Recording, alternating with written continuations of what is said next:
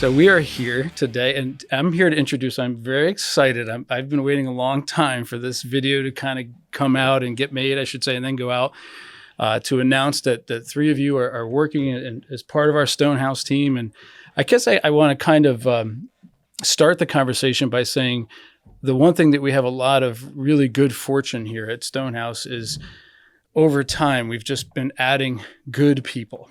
And good people on our team usually means good clients we get to work with and good teamwork. I think we all play really well together and help each other a lot. And that's what really attracted to us about you guys. You guys have a long history of working together, and you have a lot of good things to say. And so let me start by asking you some of the simple questions, because I know you're all jazzed up to be on camera. Everybody loves being on camera.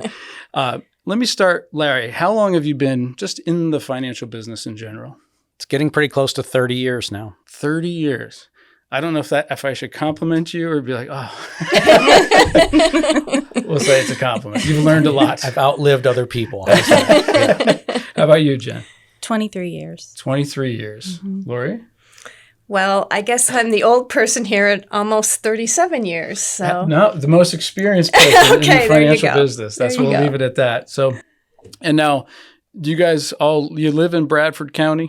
Do you all live, where do you live, Lori? I live in Towanda. Yep. Okay, Jennifer. I live in Rome. Mm-hmm. I have a Rome address, but I live closer to the Northeast Bradford School District. Okay. Let me give a bigger question here about, with all the years of experience around the table, and considering you're still going to be working with clients in the Bradford County area and folks that live in and around you in your community, what do you love the most about things that you can do for your clients? And anybody can go first. I know Larry usually jumps in first, but go for it. Okay. Well, I love being able to, we're financial advisors, but money's just a piece of what we talk about with people, because money's just a means to the end of what people are trying to do with their lives. So I love helping people figure that puzzle out and listening to what they've got going on, what they're trying to accomplish. And then with the knowledge that we have, the licenses we have, the experience that we have, being able to go out into the universe of financial possibilities and then make what the people are trying to have happen. Yeah. Does anybody have anything to add to that? Did he answer it perfectly? Don't give him credit. Absolutely. He did. yeah, pretty perfectly. Just talking them through their situations, Some people, they know what they want, they just don't know how to get there. Yeah. And, going on that journey with them is pretty rewarding. How about the type of clients you work with? You probably work with a broad range of people, but do you have any specific, types or situations where you're maybe feel like you're a really good fit versus somebody? Let's basically start by saying, if someone just wants to open an account and set the money up and never look at it again and really not contribute, like that's not really probably the folks that we can really show the value we can bring, right? So who's somebody that you can, that you have helped in the past, the type of folks that you can really help? Boom, drum roll. Yeah. Too shy. Well, I think, first of all, I'll say most clients don't give themselves enough credit. I think most clients know more than what they think they know. Yeah, I would agree. They just need to hear it. They just need another voice and someone who they feel is more experienced than themselves. And so once you kind of instill some confidence in them, and then they really, I think, tend to come alongside you. So it's really good to engage with them along that path. That's a really good way to put it. Education is powerful, right? Mm-hmm. How do you build trust? Because to be in the business as long as you guys have been in a business, you must have a lot of clients that have a lot of trust in you. So I'll throw this to you, Jennifer, because Listen to their needs, listen to their problems, listen to what's important to them and what they want their goals to be. I think that's the key to building trust. Yeah. And then be honest with them and never forget that it's about them, and then do what you say you're going to do. Right. A fiduciary, right? That's and put their interest Absolutely. first. Yep. Yeah, we've lived our entire the last couple of decades in the fiduciary world for sure. So Yeah. Yep. It's a good feeling. You want to drive home at night and feel like you did the right thing. Right. Yeah. Absolutely. Yeah. Speaking of doing the right thing and trying your best every day, the world, I think, Larry, we had a conversation. You talked about the financial world changing a lot. So I want to talk a little bit more about that, of how your role as an advisor. I've often said that our primary job is to translate. We take a lot of the language that we have to live in and jargon, and then we translate it to Bradford County English or Wyoming County English or Right. Sullivan County English or Susquehanna County English, and put it in a language that people can understand. And life is messy, so you start out with this great plan, and then either the person's life changes quickly, or a tax law changes, or an investment regulation changes, or something happens, and it can happen pretty sweepingly. Yep. So in a changing world that's constantly evolving, what was it about Stonehouse that it's kind of weird for me asking this because I think I know the answers already, but for everybody else, what was it about? I mean, it's a big chapter for you guys, right? You've made a big decision, and a lot of thought went into this, and you chose to work at Stonehouse because of why? Why are you excited to kind of bring this to your clients?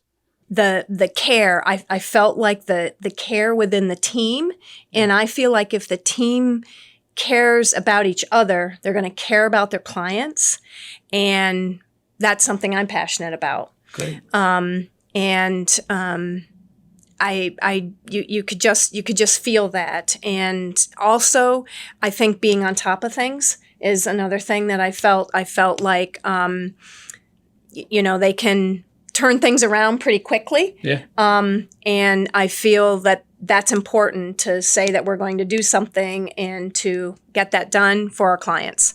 And I think that was a factor for me as well. That's great. That's great to hear. Mm-hmm. That's great to hear. I haven't heard anybody say it was because I could be on video. No. Jen, you mentioned one time that it was like you just got that vibe right off the Right. bat. Mm-hmm. Authenticity. I just felt that right away from the first meeting when we were here. And that played a huge role in me making my decision. There's a lot of, you can tell there's a lot of support here. And that means a lot. That really means a lot. You don't have that everywhere. Yeah. And what we had said about what builds trust is honesty. And that doesn't mean you have to be right all the time. And in fact, if somebody pretends to be right all the time, you probably shouldn't trust them. So you can't have everything figured out, and I don't mean you, I mean anybody, but you can be honest with people and say, okay, let's figure this out together, and we'll go forward. We'll make the best choice that we can today. And if tomorrow is different, we'll change it. We'll adjust. Yeah, that's great.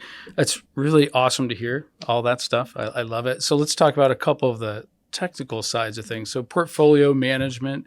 I think one thing that when we first started chatting was, hey, let's look under the hood of what makes Stonehouse, work, the engine, if you will. And I think the in-house management the hands-on management that we do with our portfolios was certainly an attractive thing. What else about, the processes, the things that we use that you think that you're going to excited about bringing to your clients? I like the fact that there's a systematic process for making sure specific issues don't get forgotten about, so that you've always got kind of a checklist to work off of, but it's not a mundane 8-page checklist. It's more dynamic, and it's not something that the clients ever necessarily need to see, but it's to make sure that I'm doing the best job I can for people, and making sure we bring up the issues that are important to them. Yep. No, that's great. So I would say you're kind of describing our life stack process that we we do actually use that outwardly in our brochures and things like that. And when clients usually come in, we show the dashboard up on the TV or whatever, kind of show them like, here's what we're talking about today. And here are some things we have yet to discuss. If you're interested, we'd want to. But we have clients, you guys know this, right? We have clients, we wrap our hands around everything we can to help them. And other clients are like, here's just one piece. I think I have the rest covered. It's their decision. But when they expect you to help them with all this stuff, if you don't have that process, then you're just swinging for the fences or just doing it off the hip. And that usually ends up with something getting missed. And in the past, it's the way that a lot of places, a lot of systems have that, but it is a 10-page document that you have to go through. And the LifeStack process is much more, I don't know, modern. It has a better feel to it. It's more engaging. Well, much like yourselves, I'm 26 years doing this. And so LifeStack is 26 years of experience, things that we did miss in the past. And now we've got checklists and check boxes for everything. So that helps. That plus good people to help you run the whole thing and support you guys, because you're going to be doing a lot of stuff. We just want to make sure we keep letting you do the stuff you're so proud of that you've been doing with the people that you want to continue to work with and help out. Before we did this today, I wrote down a couple of things that we've talked about before, and I wrote down a culture of humility. I kind of made that term up, but do you think that's an accurate description of the vibe you're getting here at Stonehouse? Okay. I do. I absolutely do. I think being able to relate to someone and being very personable and not someone who has an air about or anything. We work with just great, good, down-to-earth clients. Yeah. And I think they can better relate to someone who is on that personal level and just is doing those, everyday things that they do, it's, very down to earth. Yep. Yeah. I think Larry mentioned the one time about, the signs right behind us, Lori, but blue collar, right? You have white collar clients too. So Stonehouse has white collar clients. I think the term, and I coined this phrase just because somebody asked us, what kind of clientele do you work with? I was like, I don't know how you describe it. And then I said blue collar wealth because it's a blue collar mentality of just down to earth. Just keep it simple. And some of our clients are wicked smart and they can do all this stuff on their own, but they have a million other things that they want to do. And they just wanted somebody they can trust to kind of manage everything and keep them educated and informed so that they feel empowered. And so I think that's our role. So it's not like I really don't care about the color of your collar. Right. Right. It's more about the vibe that they also give us in return, because this job is stressful enough already, right? With what we have to deal with, and some of it gets pretty heavy at times when you're dealing with families, which we often are. But I just love the idea of somebody that says, "Hey, I'll treat you fairly. You treat me fairly. Let's just be honest with each other," and it just usually means a smoother ride. Yeah. I think I ended up talking to my own question. So.